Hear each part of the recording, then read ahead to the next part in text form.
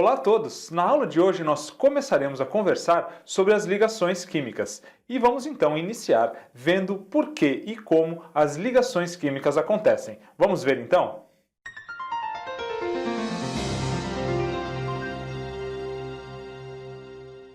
É importante nós observarmos que existe uma diferença bem grande entre os elementos isolados, os átomos isolados, e depois esses elementos em ligações químicas, ou então quando eles se tornam ânions ou cátions. Olha só o caso, por exemplo, aqui do sódio metálico. Pessoal, o sódio ele é altamente reativo, ele entra em combustão espontânea em contato com o ar, ele explode em contato com a água. Se nós pegássemos um pedaço de sódio metálico, nós teríamos a mão queimada. Além dele, nós podemos falar também do gás cloro, que é altamente tóxico. Só que quando nós combinamos o sódio com o cloro, nós formamos o NaCl, o cloreto de sódio, que nada mais é do que o nosso sal de cozinha, e nós estamos então acostumados a ingeri-los diariamente. Veja só então que essa diferença é muito importante para nós entendermos o porquê que os elementos entram em ligações químicas.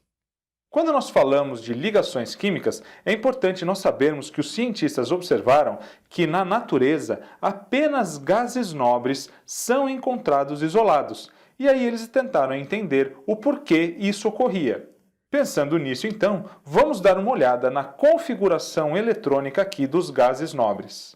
Então aqui nós temos os gases nobres que são lá do grupo 18 ou da família 8A, e aqui eu tenho representada também as camadas eletrônicas, iniciando pela camada 1, a camada K, L, M e assim por diante.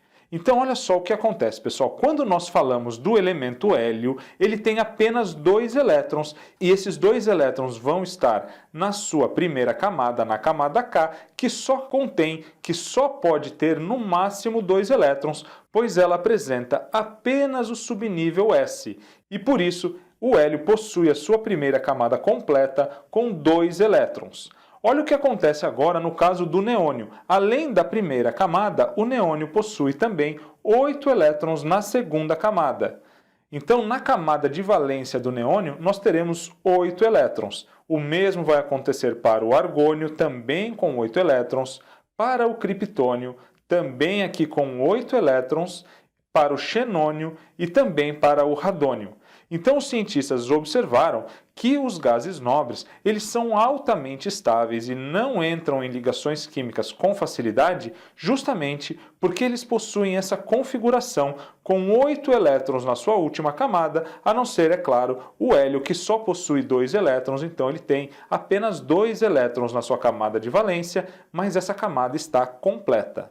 E a partir disso chegou-se então à regra do octeto, que nos diz que os átomos se estabilizam com 8 elétrons na última camada. Então, pessoal, a regra do octeto é uma regra que apresenta diversas exceções, mas ela vale muito bem aqui para os elementos representativos. O importante é nós entendermos que existe uma tendência para todos os átomos de todos os elementos a buscarem essa configuração de gás nobre, então a tentarem chegar a 8 elétrons na sua última camada, na sua camada de valência. E é justamente por isso que os átomos dos elementos vão entrar em ligações químicas, vão ganhar, vão perder ou compartilhar elétrons, justamente para que eles possam chegar, é claro, então, a 8 elétrons na sua última camada, na sua camada de valência. Vamos ver aqui então 2 exemplos. Nós falamos aqui um pouquinho do sódio. O sódio, que tem número atômico 11, nós sabemos tem 11 prótons e, é claro, para se neutralizar ele tem que ter também 11 elétrons. Vamos fazer então a distribuição eletrônica desses 11 elétrons do átomo de sódio? Nós sabemos que na primeira camada nós teremos sempre 2 elétrons e por isso nós temos aqui o 1s2. Na segunda camada nós teremos 8 elétrons, então 2s2, 2p6. E na terceira camada nós teremos até 18 elétrons com o 3s2, 3p6, 3d10. Olha só, com essas 3 camadas aqui já será suficiente para nós conversarmos sobre o átomo de sódio. Vamos então fazer a distribuição aqui de acordo com o diagrama de Lewis. Olha só, então, para o átomo de sódio ele vai ter a distribuição 1s2, 2s2, 2p6. E agora, pessoal, já distribuímos 10 elétrons e ele tem apenas 11. No subnível 3s, nós podemos ter até 2 elétrons, como nós só temos 1, então nós vamos terminar a sua distribuição em 3s1.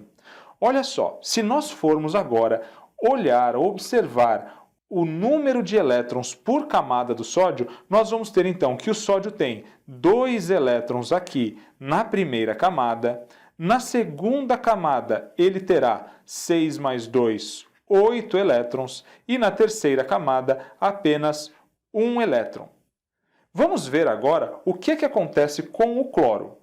Fazendo a distribuição aqui para o cloro, nós vamos ter então 1s2, 2s2, 2p6, 3s2, e aqui nós já distribuímos 4, 10, 12 elétrons, faltam 5. Depois aqui do 3s2, nós viríamos para o 3p6, mas nós temos apenas 5, então nós vamos terminar a distribuição aqui em 3p5.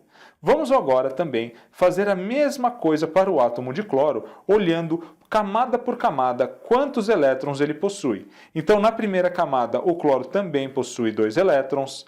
Na segunda camada, ele possui 8 elétrons. E na terceira camada, ele possui 7 elétrons, totalizando os 17 elétrons que ele tem.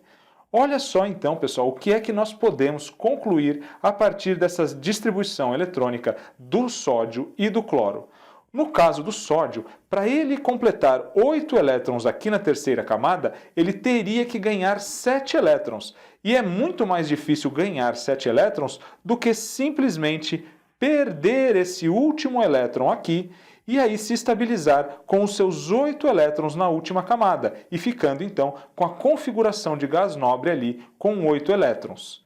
Já no caso do cloro, ele já tem 7 elétrons na terceira camada. Então veja que ele já está bem pertinho da configuração dos gases nobres com 8 elétrons na última camada, querendo apenas agora receber um elétron para completar 8 elétrons na sua camada de valência.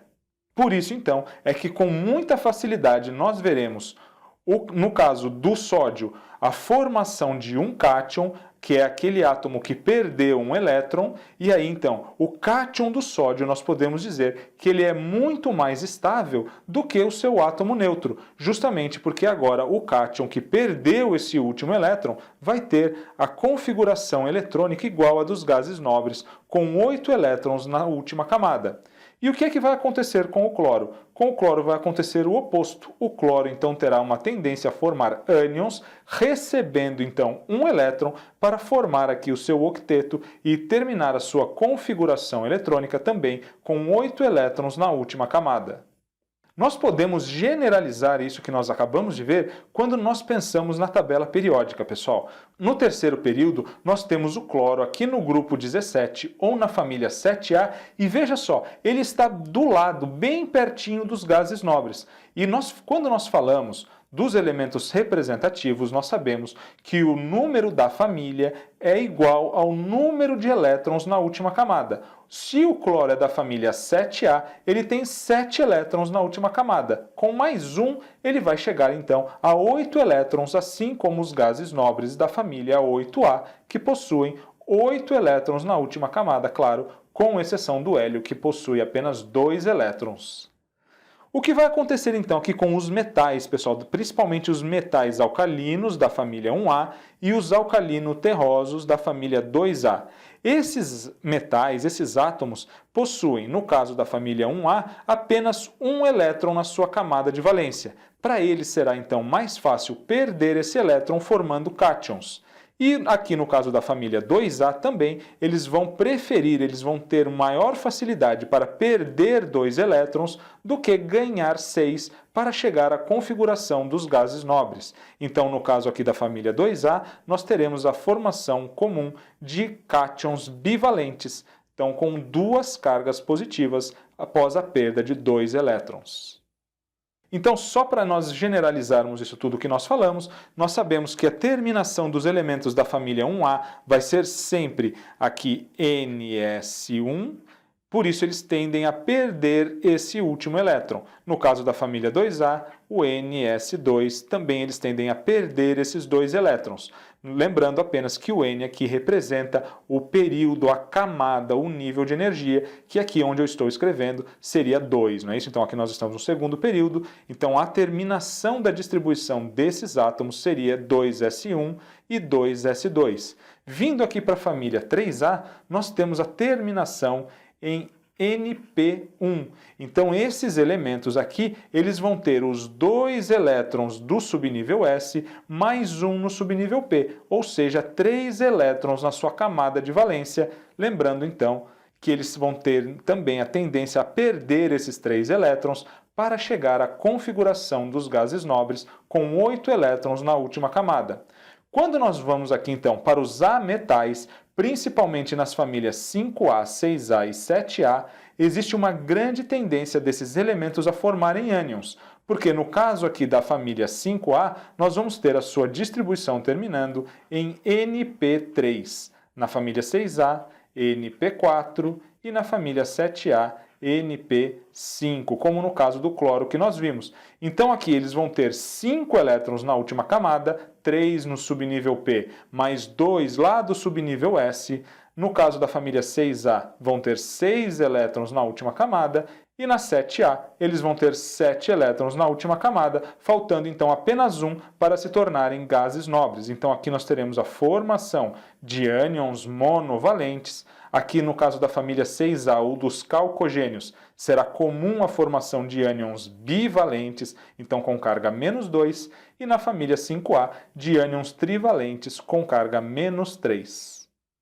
Nós podemos ainda olhar sempre pela divisão entre metais e ametais, lembrando então que os metais vão ter uma tendência muito grande em perder elétrons e formar cátions, e os ametais em ganhar elétrons e formar ânions. Estão vendo que aqui nós temos então elementos que estão doidos para mudar a sua configuração eletrônica e, é claro, entrar em ligação química. Quando nós falamos de ligação química, então, nós podemos também chegar à seguinte conclusão, que quando dois ou mais átomos se unem, eles podem trocar elétrons entre si ou usar elétrons em parceria, sempre buscando a configuração eletrônica dos gases nobres. Aqui nós temos apenas uma reformulação da regra do octeto. Então, o que é uma ligação química? É a união de dois ou mais átomos do mesmo elemento ou de elementos diferentes, quando eles estão então tentando buscar a configuração dos gases nobres ou chegar a 8 elétrons na sua última camada. E para isso eles podem trocar elétrons, aqueles que querem perder vão doar o seu elétron, aqueles que querem ganhar vão receber elétrons, ou então eles podem compartilhar elétrons, formando então diferentes tipos de ligações químicas. E nós vamos estudar então aqui nesse nosso módulo sobre as ligações químicas os 3 tipos de ligação química. O primeiro deles vai ser a ligação iônica, quando há troca de elétrons, alguém doa os seus elétrons e alguém vai receber esses elétrons. Nós veremos também as ligações covalentes, onde há um compartilhamento de elétrons, e também veremos a ligação metálica, que é uma ligação de um tipo um pouco diferente, onde os átomos, os elementos vão dividir uma nuvem eletrônica, e nós veremos cada uma dessas ligações em aulas específicas. Vamos então resolver um exercício aqui sobre as ligações químicas e sobre isso que nós acabamos de conversar.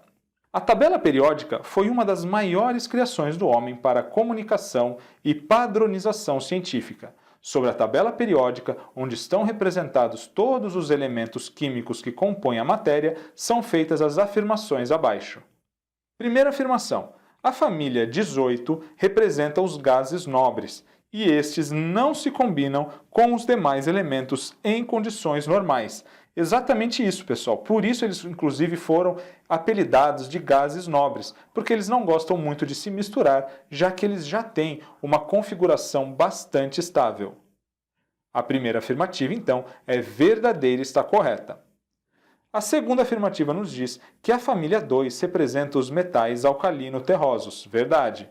que comportam 2 elétrons na sua última camada eletrônica. Verdadeiro, acabamos de ver. Quando nós falamos aqui do grupo 2 ou da família 2A, nós temos os metais alcalino-terrosos que têm 2 elétrons na sua última camada e vão tender a perder esses 2 elétrons, formando cátions bivalentes. A terceira afirmação nos diz que todos os metais são sólidos, conduzem eletricidade e são maleáveis à temperatura ambiente. Pessoal, aqui está errado, porque ele generalizou e disse que todos os metais são sólidos. Não, nós sabemos que o mercúrio, o Hg, ele é líquido na temperatura ambiente. Afirmativa 4. Os não metais têm tendência a receber elétrons e se transformando então em ânions. Acabamos de ver então que os ametais, olha só, eles já estão bem próximos aqui dos gases nobres. Eles já têm quase 8 elétrons na sua última camada. Falta 1, 2 ou 3 elétrons apenas para eles chegarem a essa configuração mais estável dos gases nobres. Então eles vão ter uma tendência muito grande a receber elétrons.